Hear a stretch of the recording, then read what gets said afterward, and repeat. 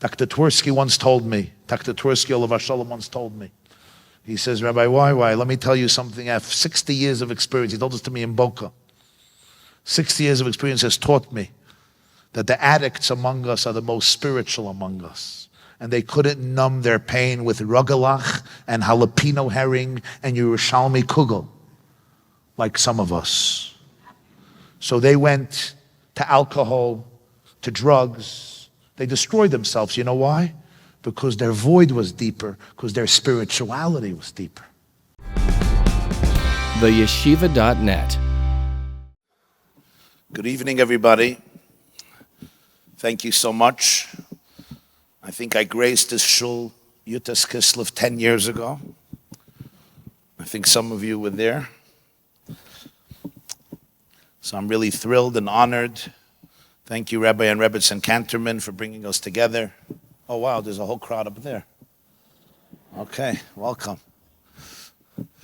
For bringing us together on this auspicious evening of Yutas Kislev, Chav Kislev. And thank you, everybody, for gracing us with your beautiful presence. Thank you for Rabbi K for your very moving words about your son of blessed memory. May he be an eternal source of light, confidence, and inspiration to you, the family, all of the Jewish people in Israel and the whole world. There's an old anecdote about a couple in New York that didn't have children for many years, and a great Kabbalist came for a visit from Israel, and they went to visit him, and they asked him if he could pray for them to be blessed with a child. And he said, of course. And he asked the father, the husband, and the wife to write their names and their mother's name on a piece of paper, and he said he's going tonight back to Israel. Tomorrow he'll be at the Western Wall, and he'll put the note into the wall and pray to Hashem that they have children. Great. He comes back for a visit 5 years later, and he's walking in the street, and he sees the woman whom he met a few years ago. And he says, hi, how are you? How are you? And he looks at her and he says, has there been good news? She says, yeah, we have 10 children. He says, what? She says, 10 children, we have a minyan. We don't have to go to shul anymore, we have a minyan. The rabbi says, that was fast. How did that happen? She said, well, the first year we had triplets. The second year I gave birth to twins. I decided I needed a break, so I took a break for a year. The next year I had twins. The next year I had triplets. The rabbi is like, wow, shechiyanu v'kimanu v'giyanu lezman hazeh. Mazal tov, hoidu l'Hashem ki toiv. Where's your husband? I want to give him the biggest kiss and hug in the world. She says, my husband went to Israel. He says, that's so nice. What's in Israel? He went to Jerusalem. Why? He went to the Kaisel, to the Kotel. Why? He's looking for the note. He wants to take it out.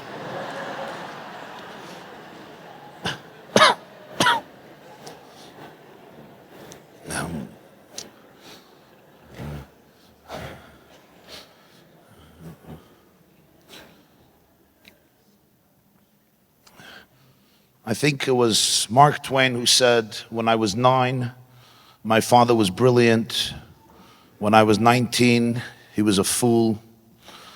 Now I'm 29 and I have a couple of kids, and he has a lot of wisdom to share. It's funny how much the old man learned in 10 years. We live in a generation where everyone has a lot to say about the youth. Everyone has an opinion. The opinion is often very negative. Entitled. You ever heard that word? They're so entitled. I get emails every day. My kids are so entitled. Another email. What happened to Kibbud Av V'Eim? They don't respect anymore. I respected my mother through thick and thin. She writes to me, you think it was easy? You know my mother? But my kids just don't have the same ethic. Spoiled, addicted, of course, obnoxious, narcissistic, selfish. self-indulgent, talk too much about their feelings, what happened with being a soldier, put one foot ahead of another foot and forge forward like your parents and ancestors did for the last 15.3 billion years. For the last 5,783 years.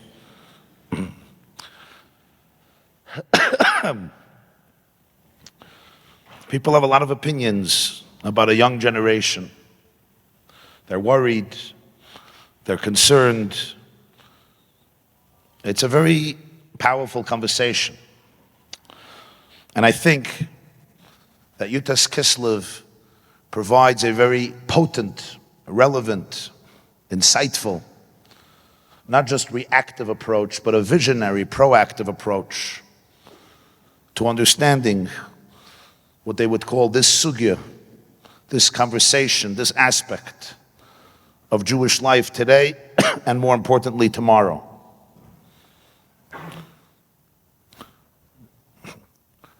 There's a Mishnah in Pirkei Avos, everybody knows the Ethics of the Fathers, chapter 5, that there were 10 generations from Adam till Noach. And the Torah enumerates the 10 generations, the names of those 10 generations, Lahidia, to tell you how much patience God has. Shekol hadoros hayam achisinu boyin.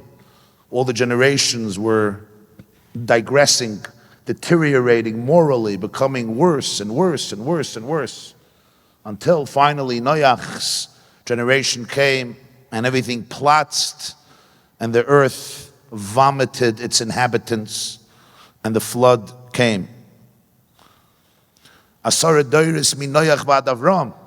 And then there's another 10 generations from Noach till Avram, Lahidia, to tell you how patient God was, that all these generations continue to decline morally. Until Avram came and he received the reward of all of them. And the commentators ask a very powerful question. It doesn't make sense. You say from Adam till Noach the generations were becoming worse and worse, until the generation of Noach they were destroyed. Then you say from Noach till Avram the generations were becoming worse and worse, until Avram came and he received the reward for everybody. Which reward if they were becoming worse and worse? It doesn't say Noach received the reward for everybody, because there was no reward. There was a flood. So if it was, say, from Noach till Avram, they were doing good and doing better and better, and Avram got and he reaped the reward, I understand. But it says, Machisinu boyin, just like the first time. They were morally declining, and then Avram Avinu came and he received everybody's reward. Where was their reward, and why the difference between him and Noach? We'll get back to it in a few moments, Be'ezer Hashem Bli Neder. The Gemara says at the end of, the Mishnah says at the end of Maseches Saita, the signs of Ikvus Mashiach, the signs before Mashiach comes. One of them is Yirei Chet Imasu. Those who fear sin will be scorned. People will look down at them. Yimasu. They will be treated as something like repulsive. People will be allergic to Yirei Chet. It will be like disgusting in people's eyes. Oh, you fear sin? On a literal level, it means there comes a time in history when people lose their moral compass, and anybody who has Yirei Shamayim, somebody who has fear of heaven, seems like a strange, archaic person. Yimasu, you're like a weirdo. You belong to a different generation. That's one interpretation. But the Seer of Lublin, the Chayz of Lublin, the great master, Rabbi Yaakov Yosef Horowitz, was one of the great students of the Maggid of Mezrich, whose yahrzeit was commemorated today, the 250th yahrzeit of the great Maggid of Mezrich, Rabbeinu Dov Ber, passed away Yutes Kislev 1772, Tovkuf Lamed Gimel, so 2022 is exactly 250 years since the yahrzeit of the Maggid of Mezrich. And one of his students, the Seer of Lublin, writes that I heard from my friend Reb Zusha. Reb Zusha of Anapoli was a friend of the Seer of Lublin and another student of the Maggid of Mezrich. And Reb Zusha said that the meaning in the Mishnah is very different. Yirei Chet Yimasu doesn't mean they will be disgusted with people who fear sin because of the lowliness of the generation. But in a classic Hasidic spin and twist, and in a classic expression of the graciousness and deep humility and holiness of Reb Zusha of Anapoli, he said it means something else. Before Mashiach comes, fear of sin will be looked down at because the Jewish people will be craving a relationship based on love, not based on fear. So the paradigm of serving God exclusively out of fear, out of dread, with a sense of anxiety or a sense of pressure, I'm afraid, yimasu, they will look down at it. It will be scorned. It will be seen as, really? Cheap. Why? This is what he says. Shamati mi Reb Zusha. I heard from Reb Zusha. Because they're going to be craving a relationship of ava, of deep attachment, of love, of affection. I think we understand what that means. If you'll ask somebody, why do you think you should invest in your marriage? Why should you make your marriage a better marriage? And a husband or the wife says, well, I'm afraid. The husband says, I'm frightened for my wife. If I don't behave nicely, who knows what she's going to put into the cholent? Who knows? Yeah? Who knows what the house is going to look like? Who knows how I'll be treated? Who knows how I'll be punished and penalized? It's going to be Gehenna. That's why you're in therapy? Yeah, there's no other reason. I'm just frightened. I'm just frightened of the consequences. It's like, what do? You shrug your shoulders and like, nebach. The greatest motivation for a good relationship is the relationship itself. I want a relationship that's not based on fear and dread and anxiety, but a relationship that's based on the beauty of attachment, on the depth of connection. I want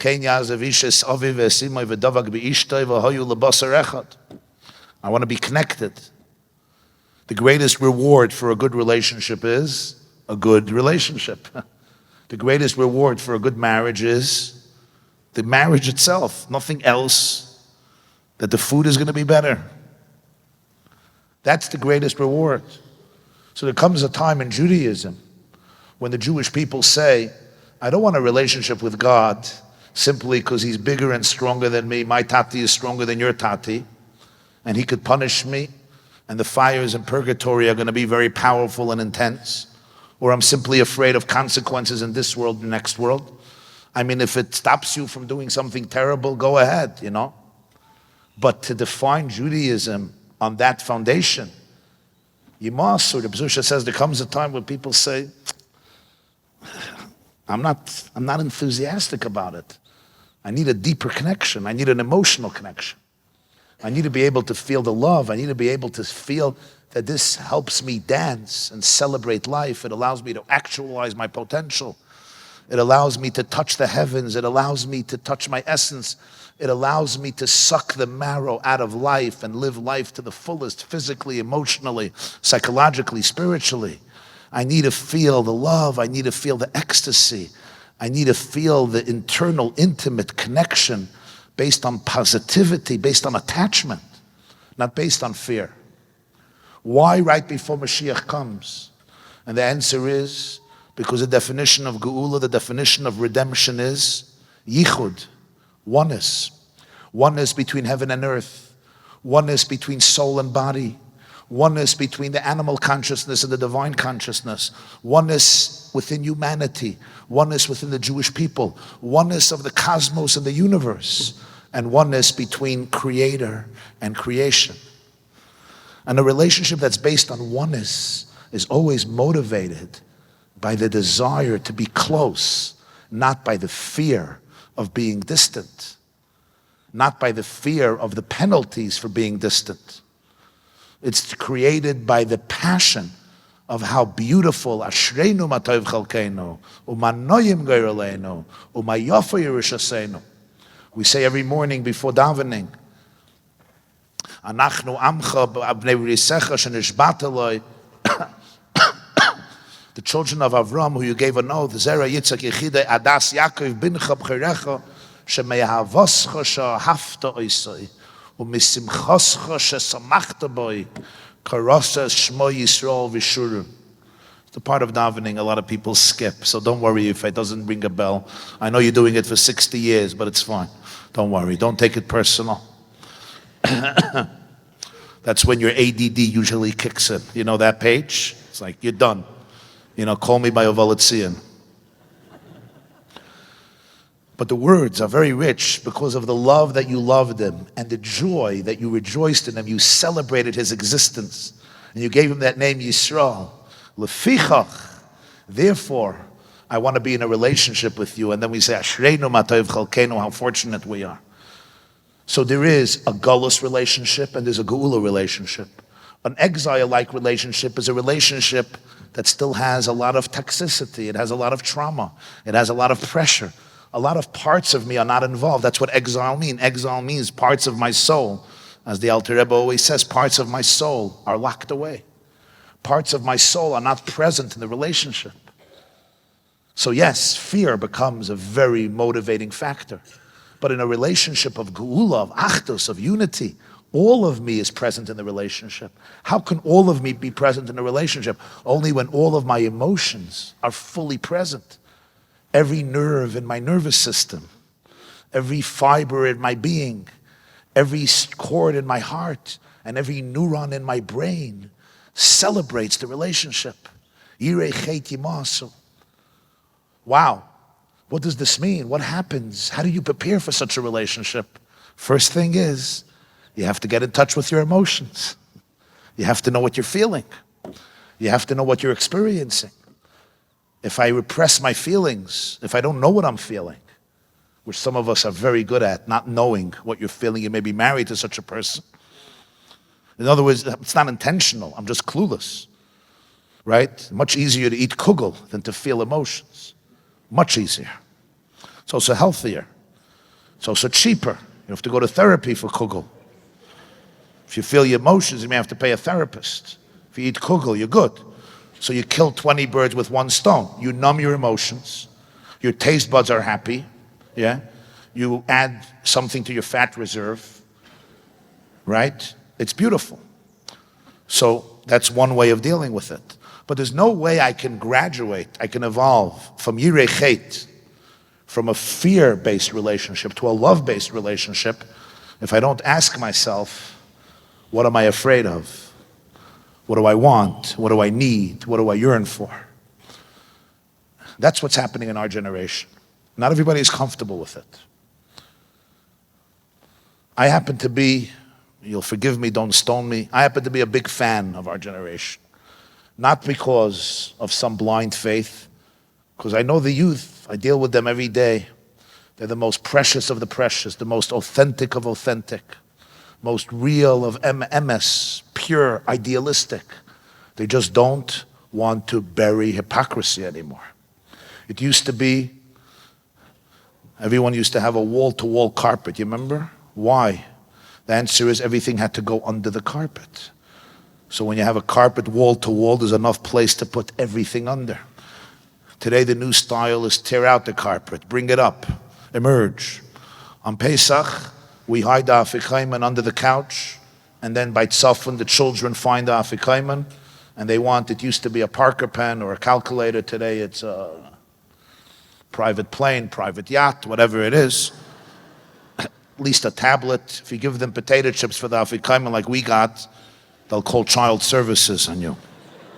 Such a level of abuse. A Parker pen for, it used to be the Rockefellers got a Parker pen for the Afikaiman, and the Schnorrers got potato chips. And if you were like middle class, you know, right, your father owned a station wagon, so you got like a black and white, or maybe, you know, a calculator. What's the meaning of that custom? Open your hearts. The meaning of the custom is, as we celebrate the night of freedom, tradition tells us, whatever you're going to hide, your children are going to expose. Everything we hide, and we try very hard to hide it, not even consciously, unconsciously, they're going to find it. And when they find the Afikaiman and they deliver it to Mommy and Tati, what do? Some of us look at them and say, who asked you? Don't you see it was under the couch? Keep it there. Keep it there. You're bringing shame to the family. It's your problem. You need therapy. That's one thing you can say. Another thing you could say is you could take the Afikoman and you could say thank you for bringing awareness to our family. Let me give you a prize. And only when you take that Afikoman and you internalize it and you eat it and you look at it and you focus on it, can you all say together as a family, L'shana haba, b'Yerushalayim. That's when we graduate from a place of exile and defensiveness to a place of redemption. That's when we go from a place of defensiveness, which is always based on fear and trauma. I have to be defensive. Here's the rule. When your children share with you how horrible you were as a parent, your natural instinct is, you ungrateful, self-centered, lazy, ignorant, clueless, kafui toiva, get out. But that's just my amygdala being triggered and trying to survive. You're more powerful than being defensive. You can actually listen. Whether it's right or wrong is a good discussion, an important discussion. But most importantly, you don't have to become defensive. You could really, really listen and tune in and create space for them to process their emotions. Children need to process their emotions, and today, even 40-year-olds still look to mommy and tati sometimes to process their emotions. You're lucky. You don't have to cut it down and tell them how wrong they are, how obnoxious they are, how good you were, and how much sacrifice you had. That, tell your therapist. Tell your shviger, she'll agree with you.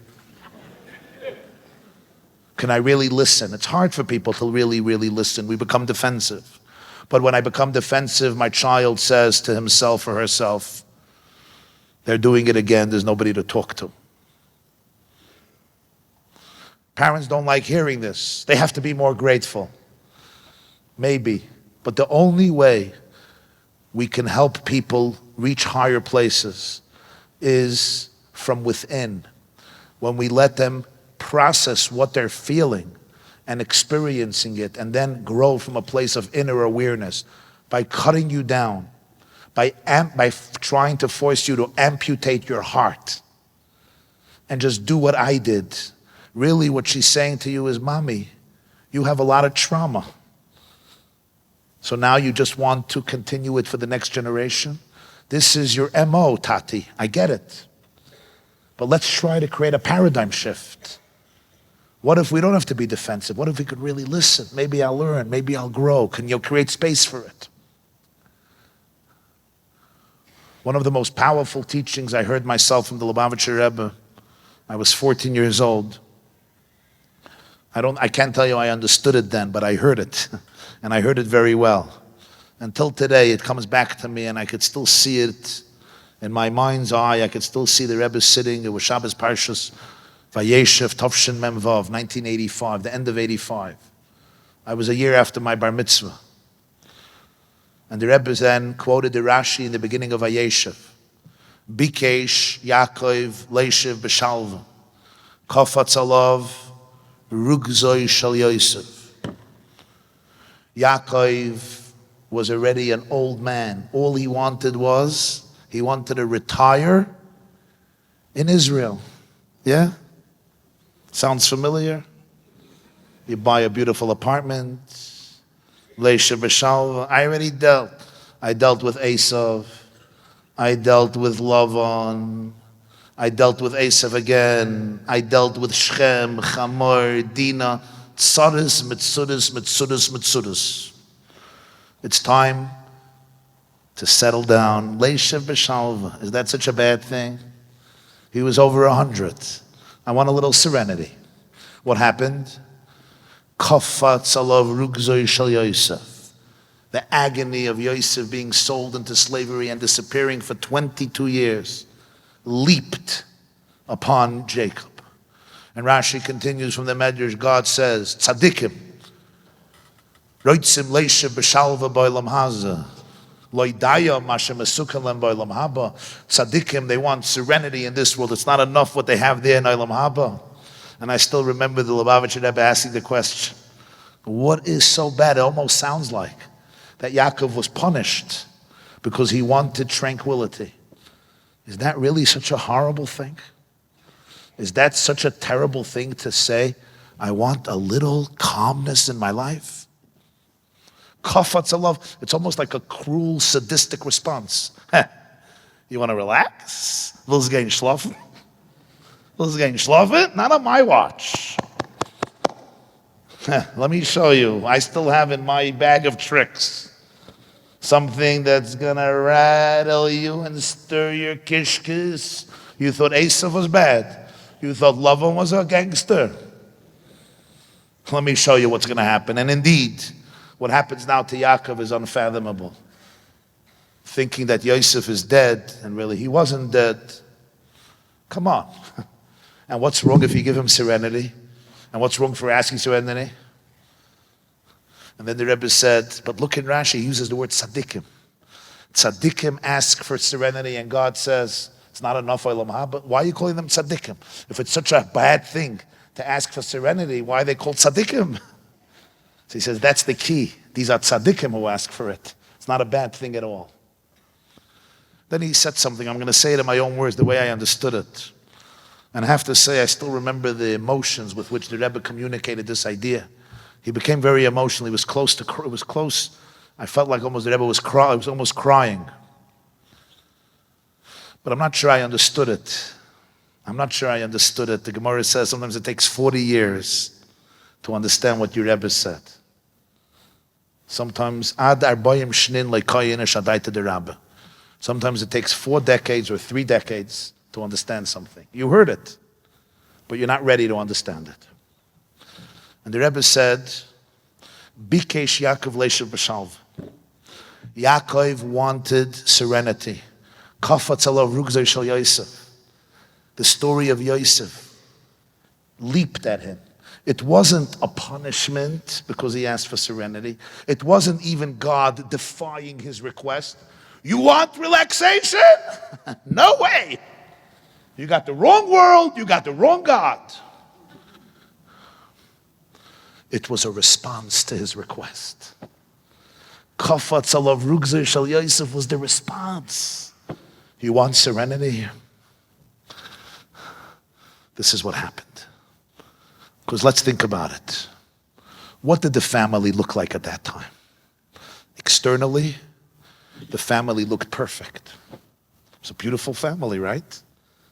12 boys around the table, 12 girls around the table, or daughters-in-law around the table. Everybody smiled. At the bar mitzvah pictures, everybody was like this. Everybody. At the chasanas, everybody was smiling. The mitzvah tans, it was unbelievable. The shadchanim were like, this is the perfect family. Unbelievable. Also the only Jewish family, but also the perfect family. At the surface, everything looked beautiful. But what was happening beneath the surface? Beneath the surface, this was a split family. Vayisnu Oisai. The brothers hated Yosef. They couldn't speak to him. They were jealous of him. They wanted to kill him. They ended up throwing him in a pit, but the very notion that they wanted to kill him, hide their footsteps, hide the evidence, throw him into one of the pits. Superficially, it looked great. Internally, there was so much pain. There was so many wounds. There was so much misunderstanding. Bikesh Yaakov Leishav B'Shalva. Yaakov wants serenity. What does serenity mean? What does serenity mean? There's superficial serenity. There's serenity, which I sometimes call serenity. Just leave me alone, numb my pain, let it look good. God says, you deserve real serenity. You need authentic serenity. And the only way authentic serenity can happen is if the infections come out and they're dealt with.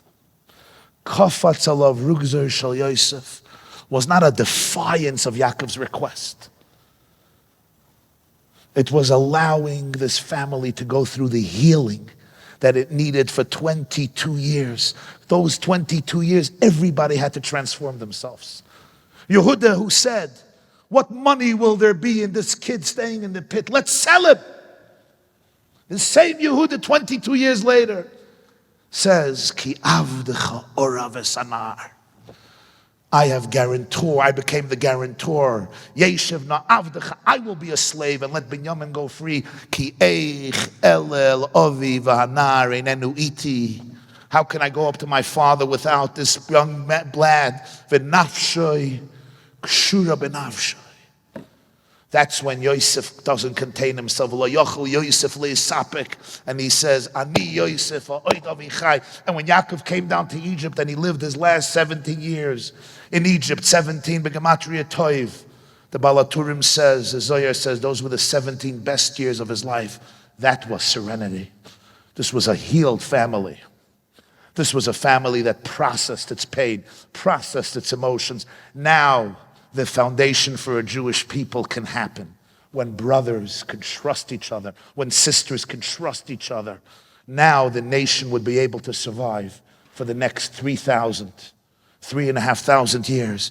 It's a different type of serenity. Sometimes we look at those children who shake up the family. They sometimes leave the cut and beaten track. They challenge their parents. They deprive you from your night and your day. They cause you sleepless nights. And you say, Ribono shel olam, I have raised a beautiful family with sweat, blood, and tears. Bikesh Yaakov leisha b'shalva. All I want is a little serenity. But the truth is that sometimes it's these children who actually allow us to become real people and real Jews.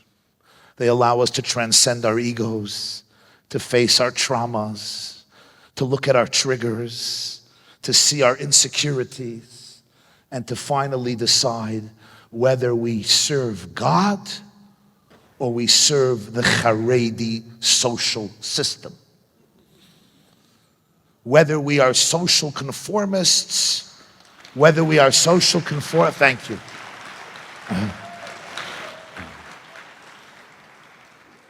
These children challenge me, they challenge you to go into the Afikoimon, to expose the Afikoimon, and ask myself, what's really bothering me? What's really bothering me? My neighbors, my relatives, my in-laws, my sister-in-law, my brother-in-law, uncles, aunts, shatchonim, seminaries, schools, nachas. You were supposed to be a nachas machine. Hey, nachas machine, where are you? Why are you malfunctioning? Okay, let me take you to a therapist. Fix the nachas machine. How much is it? $300? Okay, no problem. Here's a credit card. Fix the nachas machine and send them back home when you're done. Yeah, we want to put them on a conveyor belt, hatch them, match them, dispatch them. And you know what? If it works, God bless. For some, it's amazing. But some of you were blessed with deep souls and sensitive souls. They don't like conveyor belts. They can deal with hypocrisy, especially if they're HSPs, highly sensitive people. They're orchids, they're not dandelions. Especially if there's been developmental trauma. Never mind if there's been molestation or abuse. Never mind if there was pain or dysfunction. Never mind if there's things we know or we don't know. They may not even know and maybe even relegated to their subconscious. And we all have to grow up and stop asking what's wrong with you and instead start asking what happened to you. The question, what's wrong with you, is one of the most unfair questions. Give me your hand, give me your heart, and let's find out together what happened to you, not what's wrong with you. And in this processing of emotions, what we're seeing today, and mothers and fathers ask me every day, where's all this trauma coming from? Where's it all coming from? Who created it? And the answer is, my dear friends, Noach also was at the end of 10 generations. Avram Avinu was at the end of 10 generations, but there was a big difference. Noach kept to himself. Avram Avinu changed his generation. And when you heal a generation, you don't only heal that generation. You heal retroactively all previous generations. Today we know with epigenetics that in our genes we carry the traumas that we experience. They used to think trauma is just an event that happens to you. No, trauma goes into my genes.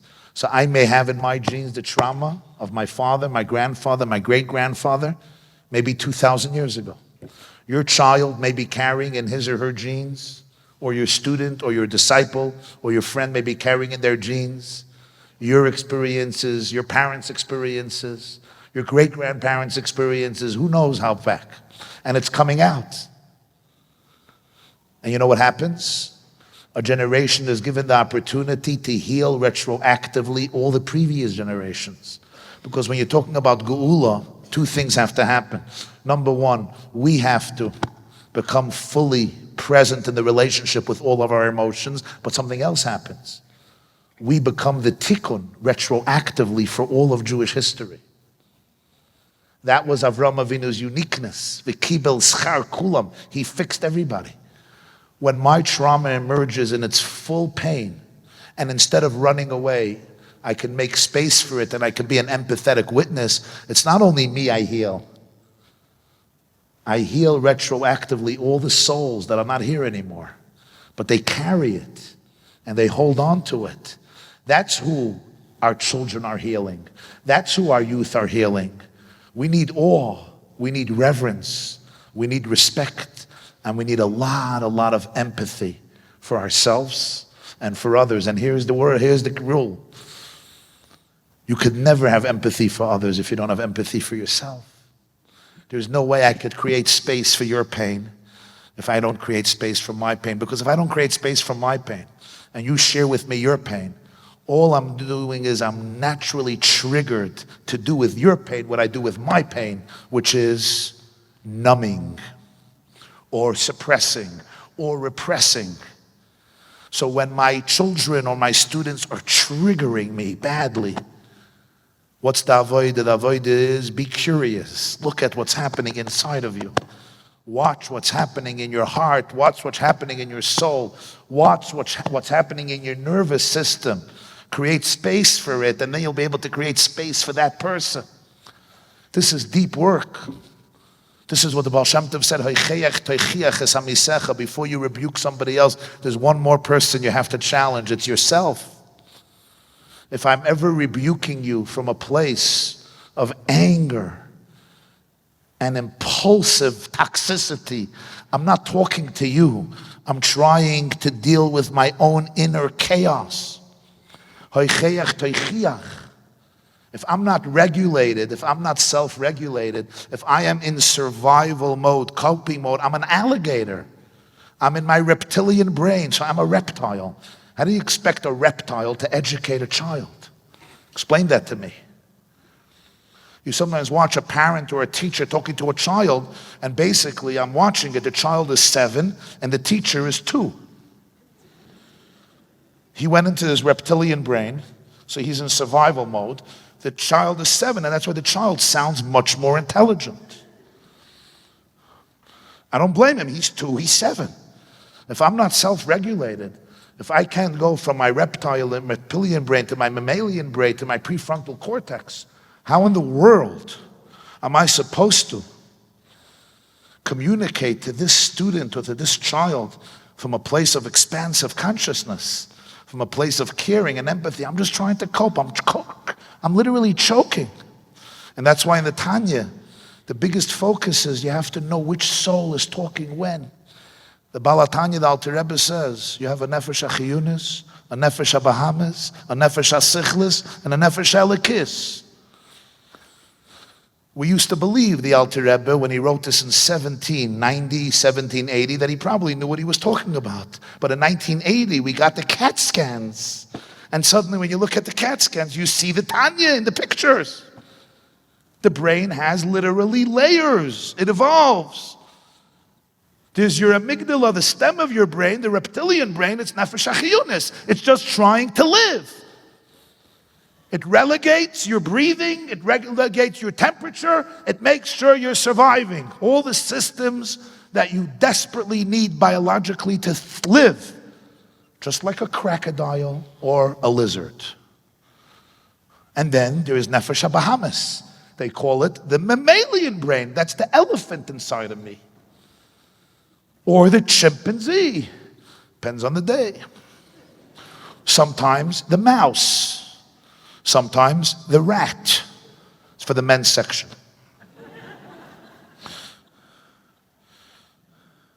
It's the chimpanzee, very emotional. Elephants are emotional. They're mammals. It's called Nefesh HaBahamis. It's my little puppy or my German shepherd that is very emotional, my limbic brain, Nefesh HaBahamis. It's not bad, it's just an animal. It's just an animal, it's trying to live and survive. Then you have Nefesh HaSichlis. It's a rational consciousness. Prefrontal lobes, prefrontal cortex, allows for executive thinking, allows for long-term vision, allows for weighing the pros and the cons, delaying gratification, seeing the bigger picture, morality. And then you have that which doesn't show up on the CAT scans because you can't take a picture of it. It's the Nefesh HaElokis. You can't take a picture of it because it doesn't have a picture. It's divine. It's transcendent. It doesn't have an image. It's a piece of divinity. It's a derivative of the consciousness of infinity. You can't take a picture on a CAT scan of infinity. But that's the Nefesh HaElokis. If I'm in my survival mode, there's no way I can tune into my divine consciousness. I can't even tune into my rational consciousness. This is the process that people need to be aware of in this generation pre-Geula, when we want to develop that type of relationship that is not based on fear, but based on real attachment, based on real connection. And every one of those children and that youth in your classroom or in your house or in your neighborhood who rattles the community and rattles the family, it's giving us a gift to achieve real serenity, real relationships, real authenticity, a Yiddishkeit that's not based on superficiality, social conformity, hypocrisy, suppression, repression, falsehood, lies, covering up criminals, tolerating injustice, just to make sure that our system is perfect. It's like the Jew who had diabetes and he had gout. Gout is painful. And he was in the hospital, the same room with a Gentile. The Gentile also had gout. The doctor came in and he turns to the Gentile and he says, "No, show me the foot that has the problem." Shows him the foot and the doctor starts touching it. He starts hollering. The doctor starts poking. He's a good doctor.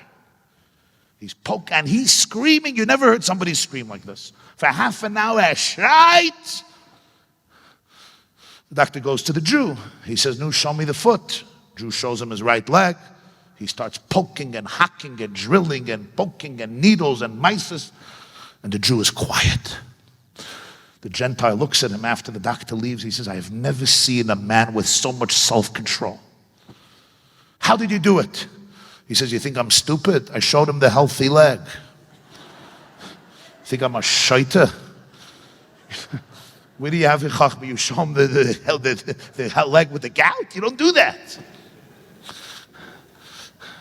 I feel sometimes that we have become a community where we only like to show the healthy leg. We don't have another leg. That's how the Maggid interprets the man who came to Shammai and Hill. He said, "Teach me the whole Torah on one leg." So the Maggid says he didn't want that his mood should fluctuate. He didn't want the roller coaster of life. He always wanted stability, consistency. Doesn't work that way. A healthy community could be self-reflective. If Torah is true, we don't have to cover anything up. We don't have to cover up the molesters among us and the abusers among us and the stupidity among us and the lack of awareness and the cluelessness. And we don't have to cover up our own mistakes. If you're connected to truth, you could be vulnerable. We all did the best with the tools that we had, and now comes the age of healing. And the age of healing means we can talk vulnerably and honestly with authenticity and tenderness and compassion and love about our limitations, about what we tried to do and what we did, about the fact that some of us had our brains shut down at the age of 6, and we are in survival mode, yes. And we didn't know any better. I would say most divorces that I see happening today are not because couples are not compatible. It's because one of them or both of them are living in active trauma. And when you're in active trauma, you simply are not functioning as a human being. You can't. If a tiger right now comes into the great synagogue, right now, and comes near me at the stender, and all of you stand up and run, and I say, hey, relax. I'm talking to you. No! And I say, okay, let's meditate. We're going to meditate. Close your eyes. Feel the support. Feel the support of the ground. Feel your bench. Feel sensations in your body. And let's breathe. And let's voo. And let's expand the vagus nerve. And let's get from the amygdala into prefrontal. And you're like, Rabbi, why? Good luck. I'm out. And I'm like, why is this crowd so rowdy? Like, why can't you all relax? The answer is because there's a tiger in the room. That's what active trauma means. Your wife is talking to you about Pesach plans. There's a tiger in the room. You either freeze, you fight, or flight, or fawn. You can't function. There's nobody there. And there's a reason there's a tiger in the room. Probably at age 3 or 4 or 5 or 6 or 7, whatever happened, that part of the brain shut down. And when it's triggered, when these situations are triggered, you go into that space. If I'm not aware of this, how can I begin even to heal? This awareness is painful. But that's the gift of our generation. All the issues are coming out. You know why? Because God says it's time for redemption. It's time for intimacy. You can't have intimacy when your heart and brain are offline. Intimacy is oneness, dveikus. I can't have intimacy if I'm not here, if I'm not alive, if I'm not passionate, if I'm not on fire. But if my whole life I'm defensive, I'm just coping, it's a coping mechanism, there's no intimacy. At best, there is survival. So I may be religious because I'm trying to survive. And religion fits into survival. There's no ecstasy. That's not geula.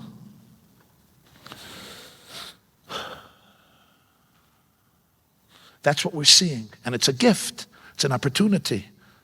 And we are forever going to be thankful to the young people who are challenging us in this way. Every one of them, every family now has somebody challenging them. The only families I know that are still perfect are the families I don't know. Every family is being challenged one way or another. And we want to just throw them into therapy, send him back when he's normal. Bikesh Yaakov Leisha B'Shalva. You're trying to cope. I get it. We need a support system. You need to feel the pain. But there's an opportunity here for real transformation, for real growth. And that's going to create relationships that are of a completely different caliber, completely different age. And they're not only healing our generation, they're healing retroactively our parents and our grandparents. Like Avram Avinu, Kibel Schar Kulam, because the generation at the end of Golus needs to heal all the generations from Adam. That's why the kids are struggling so much. They're not only dealing with my stuff and your stuff, they're dealing with thousands of years of stuff. It's coming out. It's all coming out. We go crazy. Like, what's happening? What we were so bad? You're much better than a lot of people that preceded you. But the truth is, they're carrying within them so much depth of hundreds of generations. And Avram Avinu, the paradigm of love, says, come, let's embrace. Not what happened, not what's wrong with you, but what happened to you. And then we can go and heal all that, all those genes, all those sensitivities, and all of history experiences a tikkun. When things are coming up for you and you want to run away, you want to go into survival mode, remember, if you could stay present with your pain and stay present with your children's pain, with your students' pain, with your grandchildren's pain, you're not only healing you, and you're not only healing that child, you're healing all of history. Kibel Schar Kulam. When I was a child, the night of Pesach, the Lubavitcher Rebbe used to give matzah. He would distribute matzah to people who helped out in his home or his secretariat. And my father was one of the people who would get matzah the night of Pesach, so I went along with him for many years. The Rebbe had a custom to the adults, he would give a whole matzah. To the children, he always gave a broken matzah, a piece of matzah. Now, it's never a problem to find a broken matzah, because you're lucky even to find a whole matzah. You know what I mean? So there was broken pieces, he would give it to the children. So every year when I went before Bar Mitzvah, he would give my father a whole matzah, and he would give me one of the pieces of broken matzah. This is the first night of Pesach after Ma'ariv, before the Seder. I remember one year, I went in, and it came my turn. I was standing in front of the Lubavitcher Rebbe by his room. His face was glowing like a Malach Elokim. It was the first night of Pesach. You could see the energy, the Kedusha of Pesach, of his Manchei Raseinu on his holy face. I'll never forget. I was a kid. And the Rebbe was standing by the door of his room.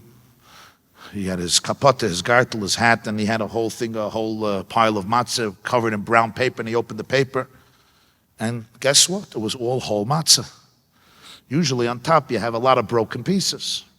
So he started to lift it up. He lifted up the first matzah to look for the broken piece. No broken piece. He lifted the second, the third, the fourth, the fifth, and there was no broken piece of matzah. He went all the way down till the bottom, and I don't know how, but every matzah was completely whole. And I still remember the Rebbe took both of his hands, he took the pile, and he turned it over, and he started to do it again. I guess he thought maybe, there was somewhere hidden over there, right? The Afikoyman, it's hidden over there. So he turned it over, literally, and started again from the opposite direction, because he turned it over. And he went down again, and there was no broken matzah. I'm standing there, and what am I thinking? I'm thinking, Lubavitcher Rebbe, you don't tell, I won't tell. Nothing will happen if you give me a whole matzah. Don't worry, I'm not going to go down to 770. I make an announcement to 10,000 people, hey, I'll just go home with what's wrong? I'll get a whole matzah. Like, is it such a tragedy if I get a whole matzah even though I'm not bar mitzvah? I'm thinking this, I didn't say any of this. But he finished the second time, and I could see, as much as I could see, that the Rebbe was like reflecting, pondering what to do. And I saw like he was thinking whether to break a matzah, but somehow he didn't want to break a matzah. He didn't want to. So he walked away to go find a new pile of matzah, a whole new pile of matzah, which he would have to untie and open up and bring back. So he started to walk away, and I could see the Rebbe was like, it looked like he was thinking, and then he walked back, and he took a matzah and he broke it. He broke the matzah, and he gave me the broken piece, and he looked me in the eyes, and he said, Akasher and Afreilichem Pesach. And I took the matzah, and I went on. I knew the story, I was there, but I never reflected on the story. I was a little kid, I got the broken matzah, the Rebbe broke it in front of my eyes, and that was it. As years progressed, and I went around the block a few times, and I had to deal with some of my own traumas and struggles, and I traveled the world, and I met a lot of very special souls, and a lot of broken souls. I reflected, the story came back to me. And I asked myself, why did the Rebbe not want to give me a whole matzah? And I saw he didn't want to break it, but he broke it. And he broke it in front of me and he gave it to me. I don't know the answer, but I could speculate. And perhaps the speculation has some truth to it. And that is, I feel that the Lubavitcher Rebbe was giving me, or intimating, a very subtle message. And that is, don't be afraid of broken places. And don't be afraid of broken souls. And don't be afraid of confronting broken situations. Often, it's very easy to be afraid. It's easy to be afraid of my own brokenness. It's easy to be afraid of other people's brokenness. Who wants to see brokenness? We like to see wholeness. But there's going to be a generation where people are going to be confronted with a lot of brokenness. And we could do one of two things. We can either say, get your life together, you loser. It's just your imagination. Come on, get over it, you spoiled brat. We could do that. But what's really happening is it's our own brokenness that cannot deal with somebody else's brokenness. So I have to become defensive, I have to become aggressive. Or we could do something much deeper. We can really, really create space for our own brokenness and space for other people's brokenness. And I think that night empowered me in a very powerful way. That whenever I read an email, or I hear a story, or I meet somebody, and people share a lot of broken stories, lots of broken stories. I get around 200 emails a day, and it's not an exaggeration. And people usually don't write to me, Rabbi, why, I won the lottery, and I wanted to give you 50%. That's not what a typical email looks like. A typical email looks like, right, when I was 7 years old. Now I'm 72. Wow. But I still know what happened when I was 7 years old. That's how it begins. I'm not going to tell you how it ends. You'll figure it out. And I meet these people. And I remember that moment with the Rebbe when he looked me in the eyes and he broke the matzah. And he said, Akasher and Afreilich and Pesach. Because if you could look somebody in the eyes and become an empathetic witness for their pain, you can also become a catalyst for their healing, where you can really, really create space for people's emotions. Something magical happens. We don't realize how magical it is. We often think empathy is just a cute, nice little thing. The Alter Rebbe writes in Likutei Torah, the most important attribute in Avodas Hashem is Midas Harachamim, empathy. Empathy is magical. Because when I become a womb, a rechem, the word rachamim comes from the word rechem, which is a womb. A womb doesn't judge. A womb just contains. When I could become a spiritual womb, like mothers are physical wombs, an empathetic witness for your journey, but with real empathy. I have to suspend my triggers. I have to suspend my ego. I have to suspend my fear. I have to suspend my defensiveness. I have to suspend my insecurity. I have to suspend my toxicity. And guess what? I have to stop justifying myself. I have to stop telling you how righteous I was. I have to stop telling you how I tried so hard. I have to stop telling you how I'm a martyr. I have to stop telling you that I'm God's gift to humanity. I have to stop telling you that you're a brat. I have to stop telling you that you could kick yourself into shape if you wouldn't be such a victim. I have to stop philosophizing, rationalizing, justifying, operating with my cerebral brain to suppress all pain. I have to stop all of that. That's hard. If you're a Jew and you have a Yiddish cup and this is what you've been doing your whole life and suddenly I have to go to a different place and I can emote, I can experience that, and I can even shed a tear with you and hold your hand and say, let's take a walk together to find out not what's wrong with you, but what happened to you, what happened to me. Souls have the power to heal. The power is within. The power is deep. The power is profound. And when I can actually be there with you in your pain, where nothing has to be hidden anymore, the afikomen could come out, your soul will know exactly what to do in order to find the light of God there, because it's always there, it's always present. You know, still, it's hard. The journey is hard. And it's why I always found that in our generation, it's fascinating. I landed yesterday 5 o'clock.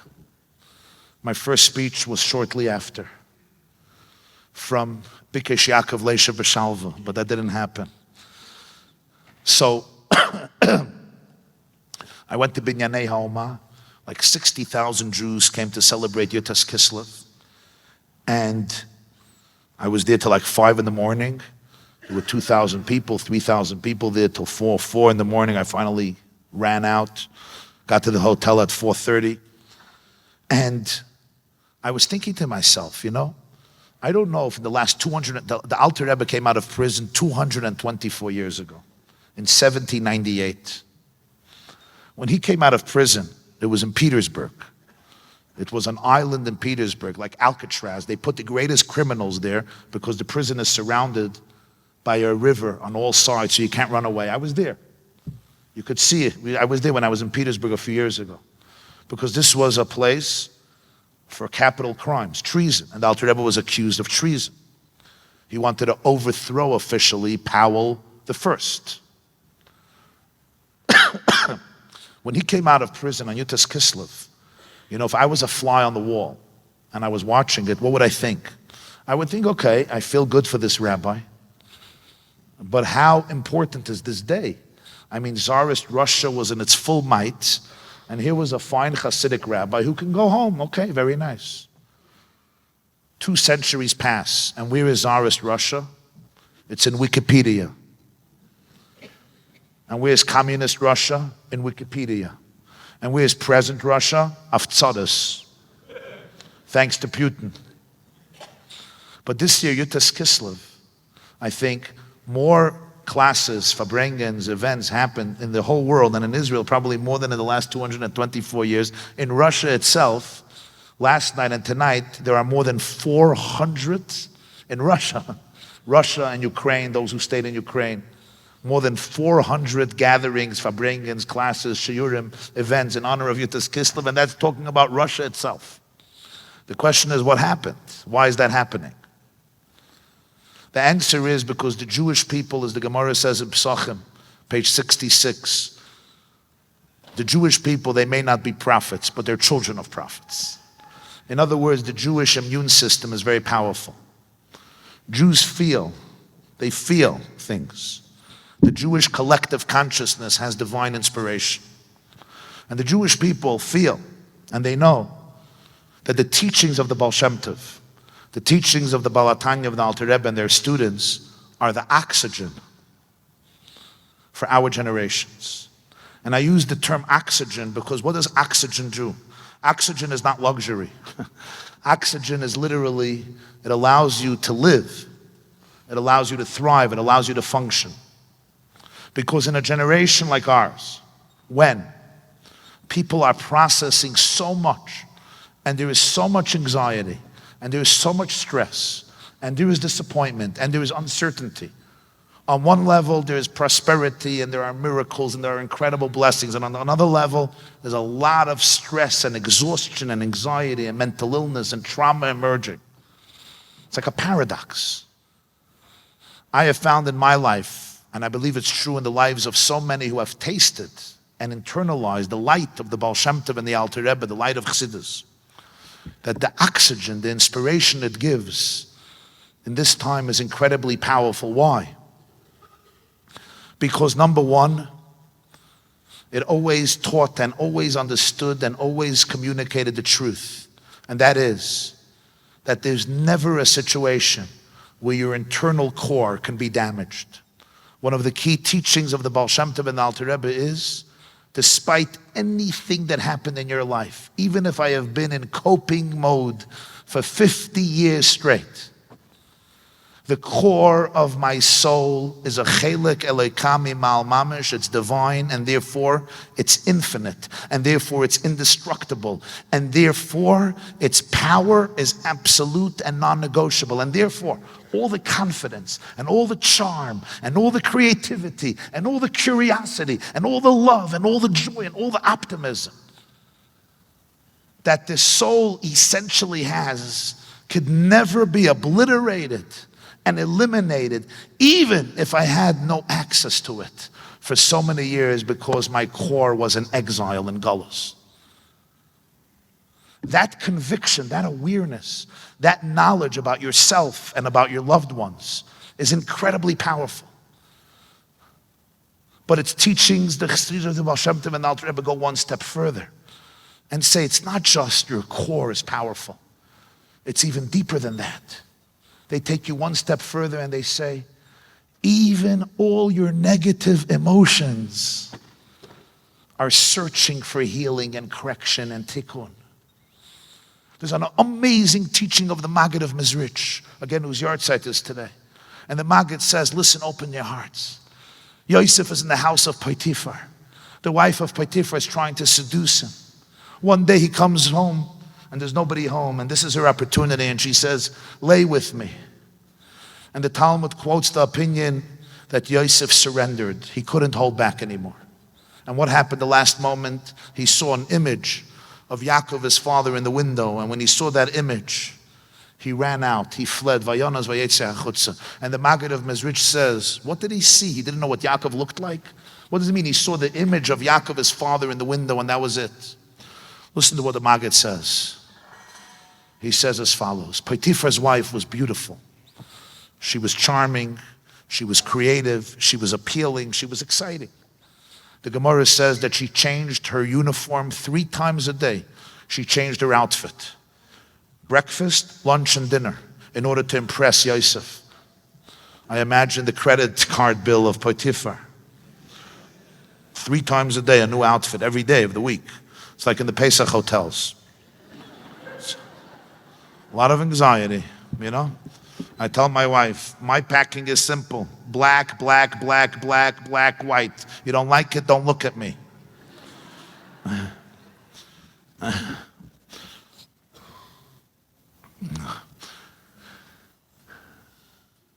There was something very powerful about her. And Yosef was touched. He was drawn to her. Says the Maggid, what stopped him? He saw the image of Yaakov, his father. It says in Zohar that Yaakov is the embodiment of Midas HaTiferes. Yaakov embodied the divine attribute of beauty. When Yosef looked at Potiphar's wife, suddenly he saw the image of Yaakov, his father. Says the Maggid, this was a psychological process. Yosef asked himself, what am I really looking for? She's a married woman.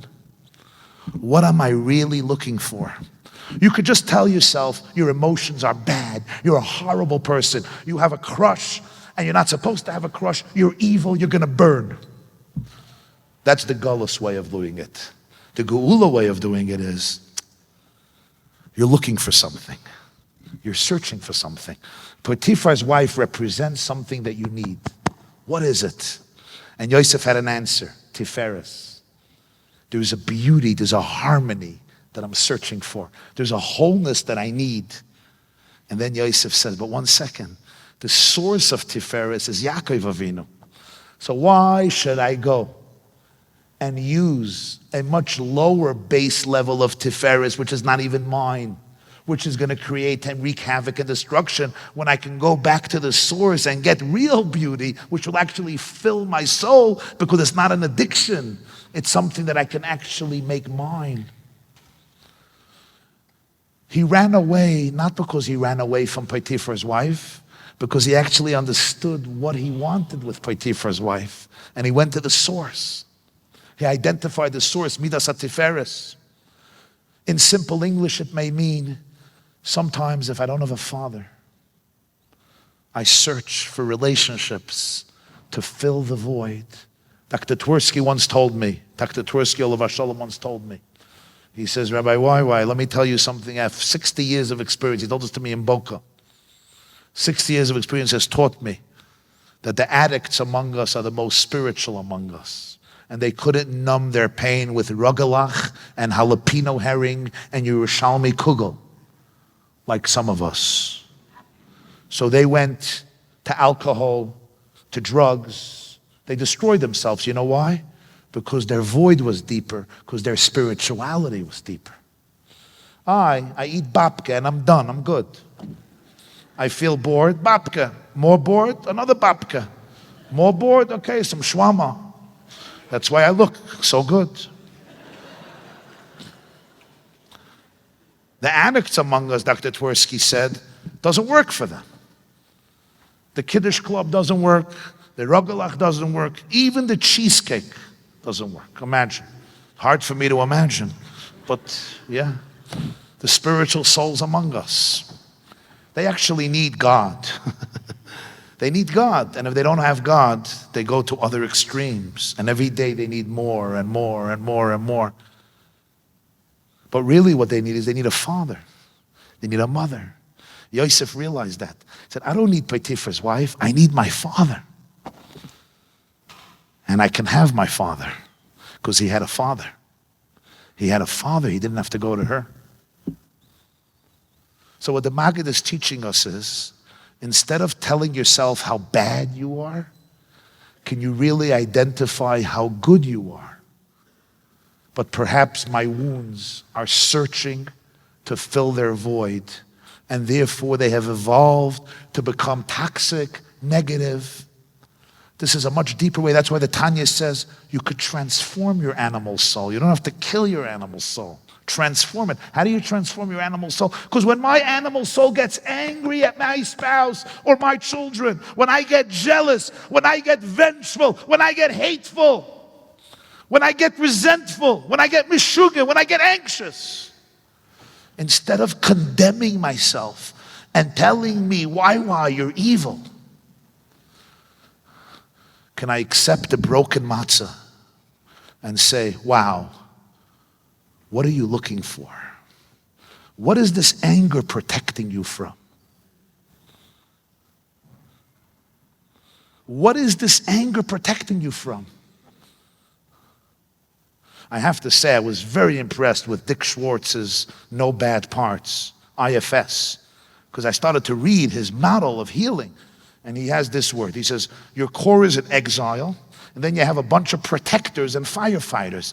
And it's like the whole Tanya says the soul is in Golus, and then you have Klipa. What's Klipa? Klipa is a protector.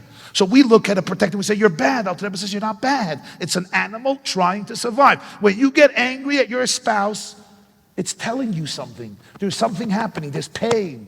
Can I ask what I am looking for? The same is true when you have a crush. The same is true when you're when you're addicted to this website or that website. The same is true when you're addicted to one thing. You're looking for something very beautiful. But all you have is the wife of Potiphar, because she always makes herself available. You know that. That's her thing. She has an unlimited credit card. She's good. Yosef had the vision to say, wait. There's something much deeper here. And then you sublimate. And then there's the third teaching of the Baal Shem Tov and the Baal HaTanya that becomes oxygen for our generation. And that is, you weren't sent into this darkness and into this trauma by mistake. God was with you all the time, holding your hand, because there's something that you have to bring out from that darkness. We're in Yerushalayim. So I want to conclude with a Jerusalem story. I love this story. It's so meaningful. It tells us how much we don't know. There was once a wedding. And who was at the wedding? The Alter Rebbe. And they had a batchen. You know what a batchen is? Batchen is a joke, like a gesture. But who's going to make jokes in front of the Alter Rebbe? Not an easy task. So you know what he did? He drank. He drank a lot so he could open up. So he turns to the Alter Rebbe and he says, Rebbe, after a lot of thought, I decided there's no difference between you and me, between you and I. Why? He says, whatever I know, you also know. Whatever I know, you know. Whatever you don't know, I also don't know. So what's the difference? There's a couple of things you know and I don't know. But he says, but how does that compare to what you don't know? And the Alter Rebbe started to cry. How does what you know compare to that which you don't know, which is infinite? He started to cry. That was his batchanes when he was tipsy. The humility that we don't know is so important. Why was this soul sent down this corridor of darkness? I don't know. And when I say the words I don't know, I choose them carefully because Esther was valedictorian of Beis Yaakov, Yerushalayim and Bnei Brak.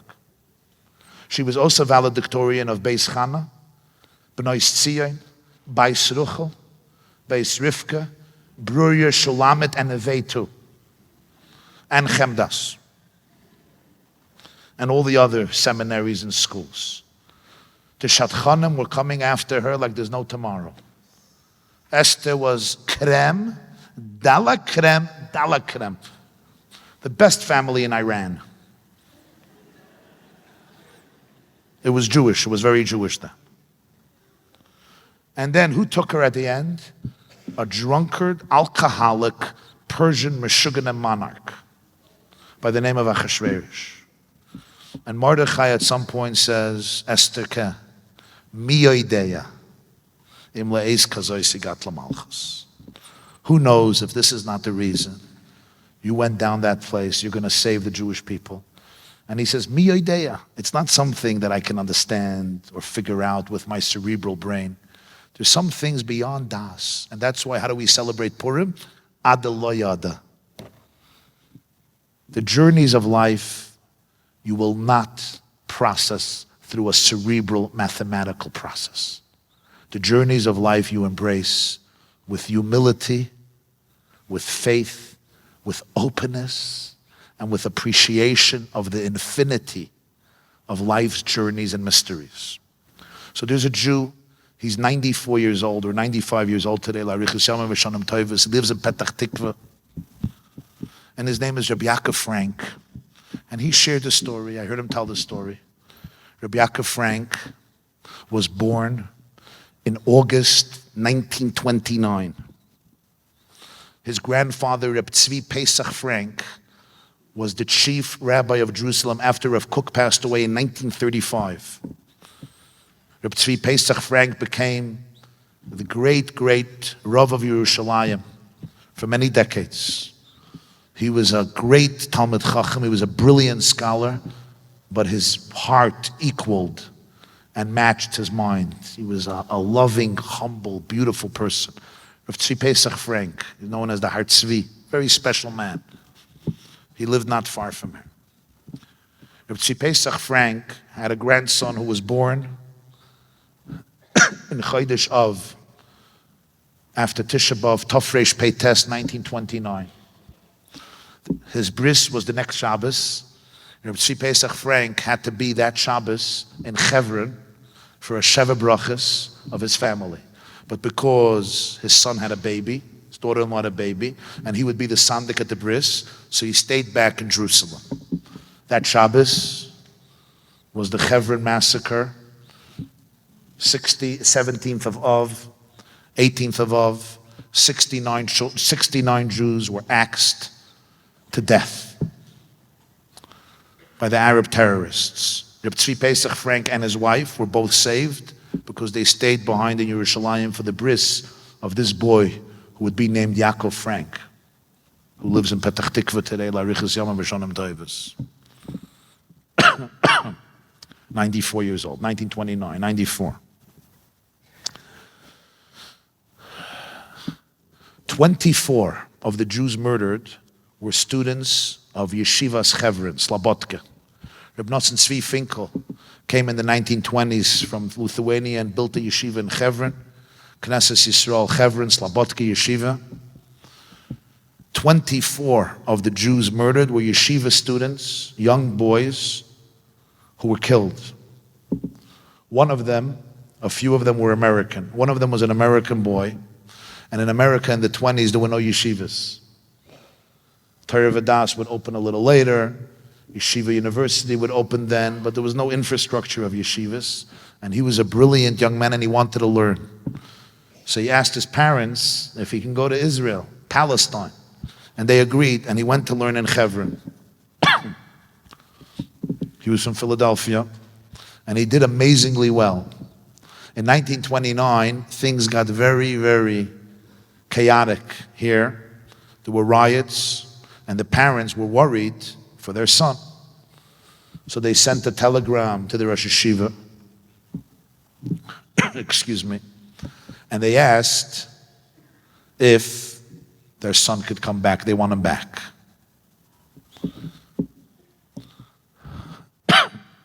The Rosh Yeshiva asked Reb Tzvi Pesach Frank to intervene. And he said, since you have connections with communities in America, because everyone used to ask him questions in writing, do you know the rabbi of that shul in Philadelphia? Reb Tzvi Pesach Frank said, yeah. So he said, could you write him a letter and tell him that in Chevron everything is safe? Because one of the leaders of Chevron was Rebbe Eliezer Dan Slonim. He was on the council of Chevron. He was a banker. He spoke Arabic. He was very close with the Arabs. So the Jews of Chevron felt protected. In fact, when the pogrom started, they all went to his house. He had a gun. They davened there.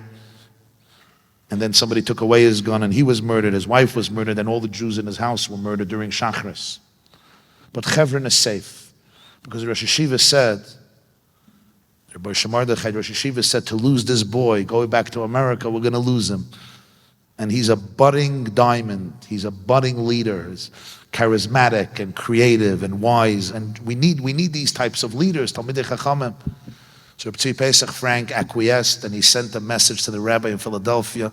Please tell the parents Chevron is safe. They shouldn't take their boy home. And they listened. And the boy stayed in Chevron and he was murdered.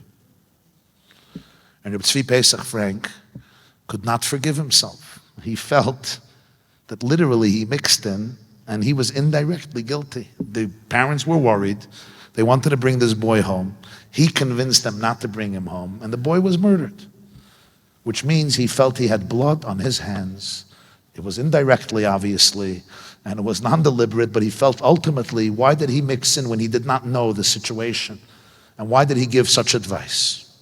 And he could not forgive himself. Now, he wouldn't talk a lot about it, but his grandson, Yaakov, whom because of his bris, Reb Tzvi Pesach was saved, with him he shared the story. He said, I was saved because of your bris, and this boy, I caused his murder. And he could never ever forgive himself. Years passed. Rabbi Yaakov Frank told the story. It's 1960. That's 30 years. The massacre was 29. So this is 31 years after the Chevron pogrom. And he's in Miluyim. He goes to the IDF. He's already 30 years old, 31 years old, and he's a reservist in the IDF, 1960. And they're in training. They're doing imunim. And one night, it was a Wednesday night, they were somewhere in a field doing training, and it started to pour. And they went into the trenches, but the water was so powerful, the downpour was so intense, that the trenches filled up with water. And they were there for hours soaking. And in the trench that he went in, there was another man, also a reservist, who went into the same trench. So now they're both soaked. The floods are coming down. They're drenched to the core of their bones. They're freezing. But they're there in the middle of the night in some place. So you start talking to each other. Shalom Aleichem. What's your name? What's your name? Yaakov Frank. Yaakov Frank, grandson of Reb Tzvi Pesach, Jewish geography.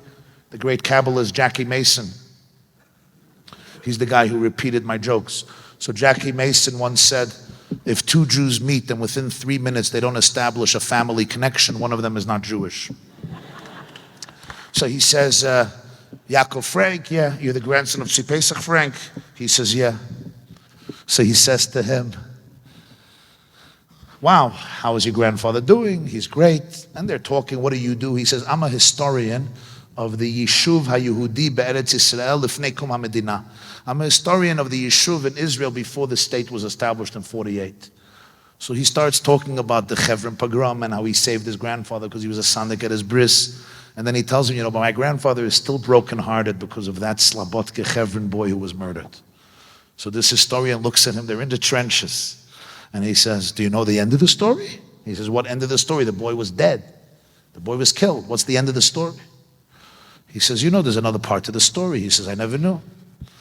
So he says, well, this father, the father of the boy who was slain, was a big macher in Philadelphia. He was a diplomat, and he was very close to many politicians in the State Department. And he made a ruckus.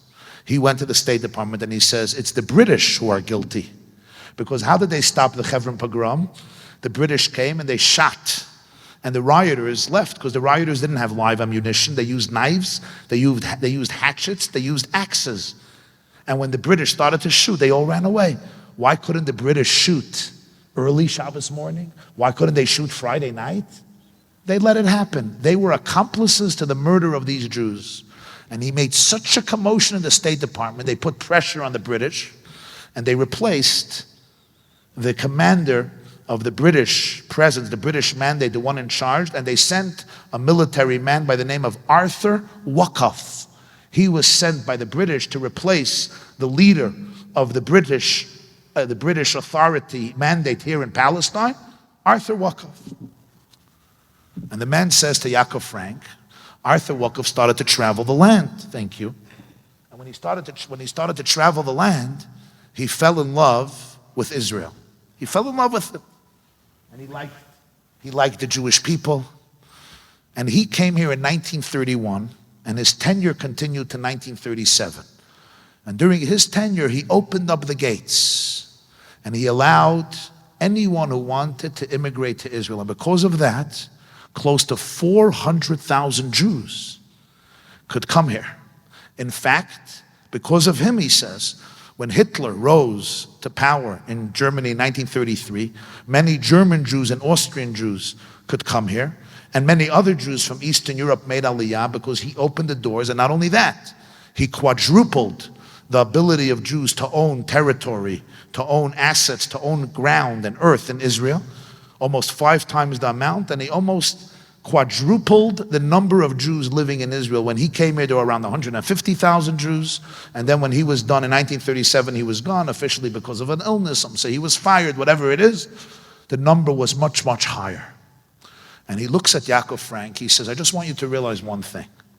In 1948, during the Independence War, there were 600,000 Jews here. 1% of them were killed. 6,000 Jews were killed in the War of Independence. But if not for Arthur Wakaf, there wouldn't have been 600,000 Jews. There would have been much, much, much less. And there was no way, naturally, they could win any war. So just realize that despite the horrible, horrible tragedy, that story caused Arthur Wakaf to come to Israel. And because of that, today they can build a country of Israel, and 200,000 Jews were saved from Auschwitz because they could come here during those years. So we don't know why that boy was killed, but we should just realize that the whole Israel and hundreds of thousands of Jews owe their life to that boy because of what happened. Yaakov Frank was stunned. It's 1960. He said, my grandfather never heard the end of the story. Nobody ever told this to him. Nobody knew it. I have to tell this to him. He says, go ahead.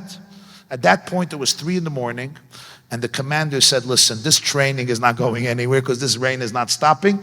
You can all go home. You have an early chafesh, sof shavua, go home. And they're drenched. They say, Baruch Shepatrani, they go home. He comes home. He was exhausted. He was tired.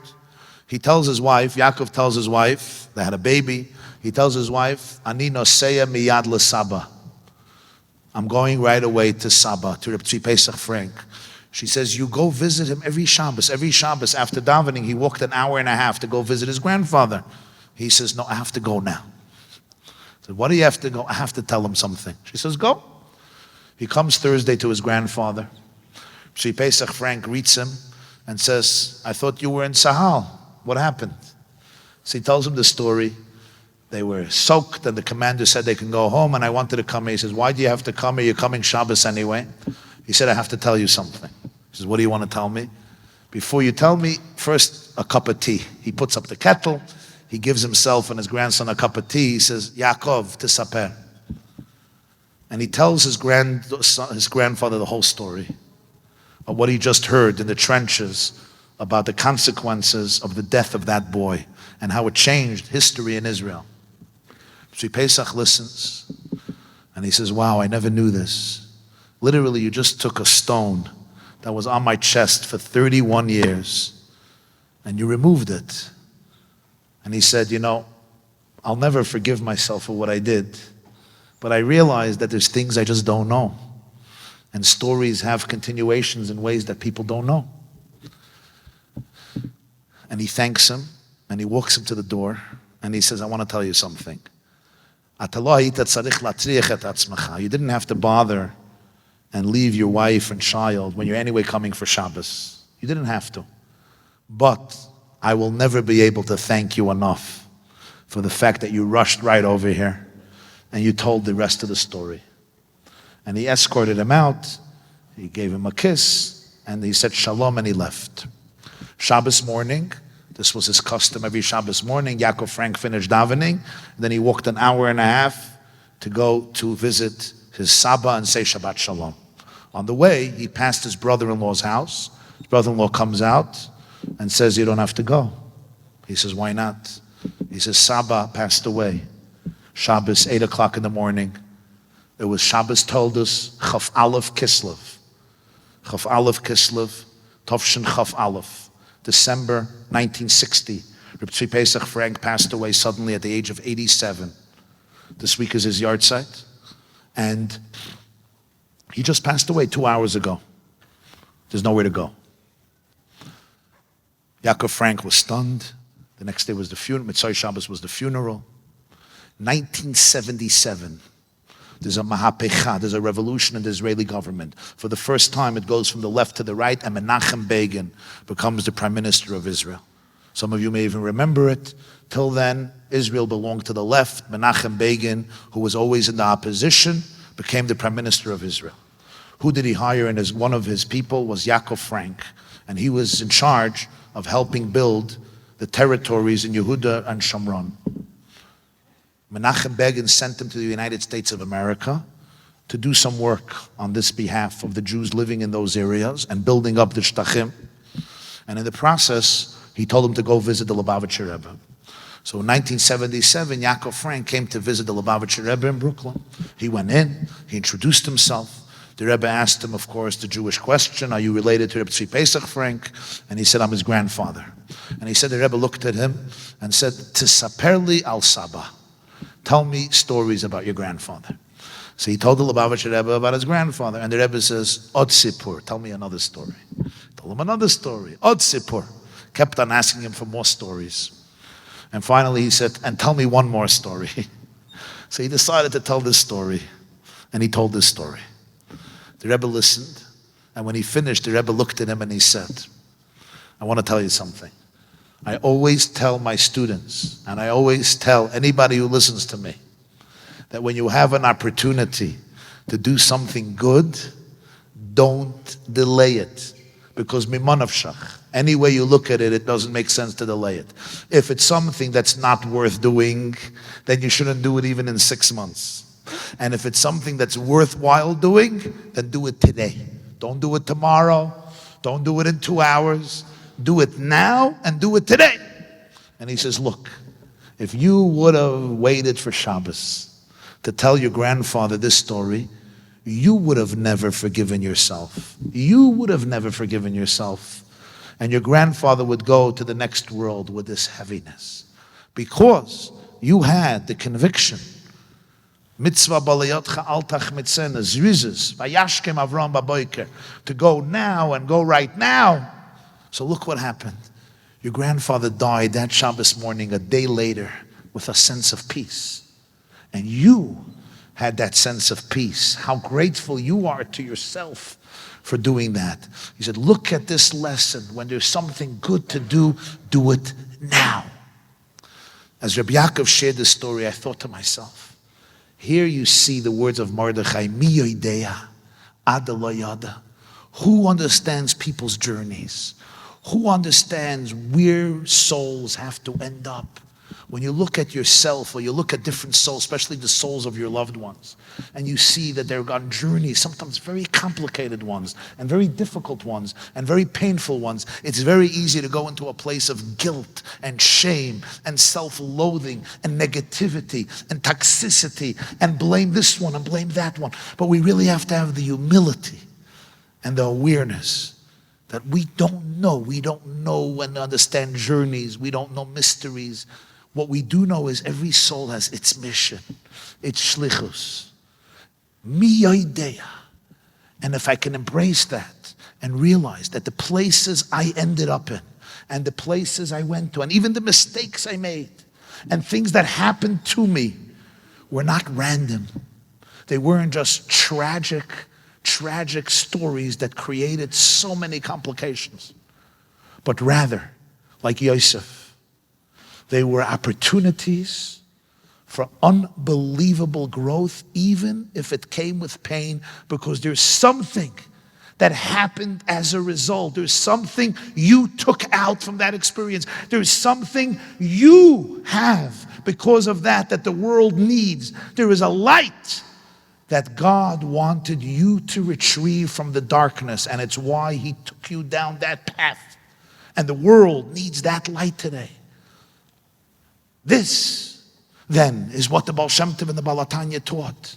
Never see yourself only as a victim, because remember these three things. Number one, the soul could never be damaged, ever. It's as infinite and as bright as eternity itself. Number two, even the challenges and negativity I'm dealing with are husks, they're shells, they're protectors.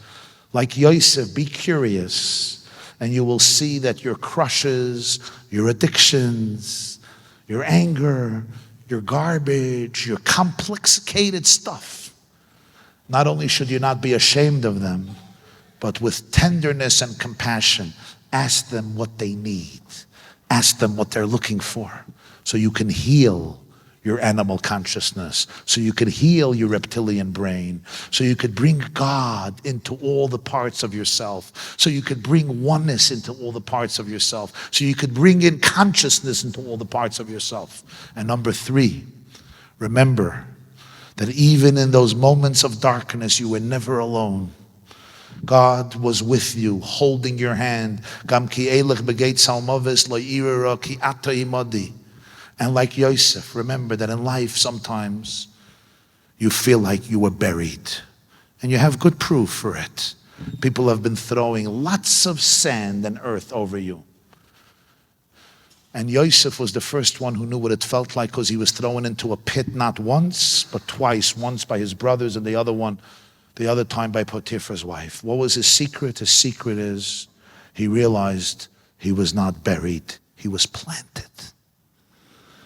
When you plant a seed, technically you bury it. But you're not burying it, it's planted. And suddenly a few years later, Tzadik Atama Yifrach, Ke'erez Balvona Yizga. The problem is, Haboy Reik Ein Boy Moyim. In order for seeds to blossom, you need water. Joseph's pit didn't have water, but it had a different type of water. The Torah says Jacob didn't stop crying. Vayef Koisei Aviv. His father's tears, the tears that represented the fact that I believe in this boy and I don't believe he's dead, and I will not stop thinking about him because he's not dead, he's alive. Those tears irrigated the cistern, the pit where Joseph was buried so that he could be planted. In fact, it says so clearly in Tehillim, Hazorim B'dima. Who was planted with tears? You know anybody that was planted with tears? Yes, Yosef. Berina Yiktsayu. Haloich Yelech Uvachai. Noisei Meshech Hazara. The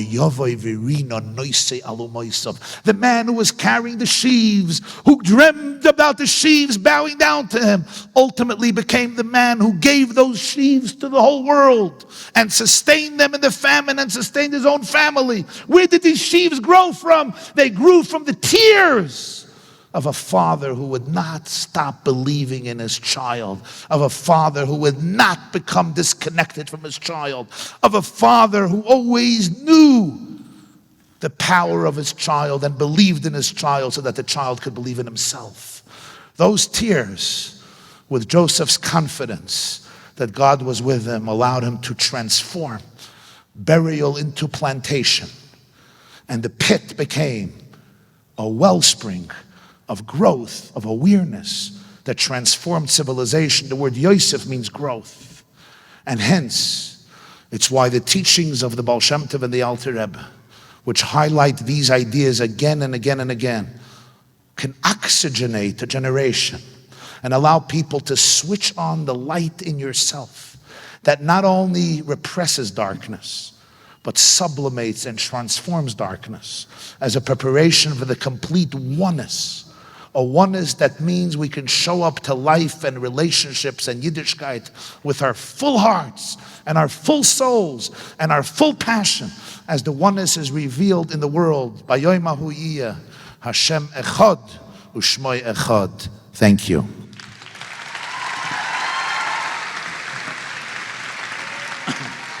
Thank you, thank you.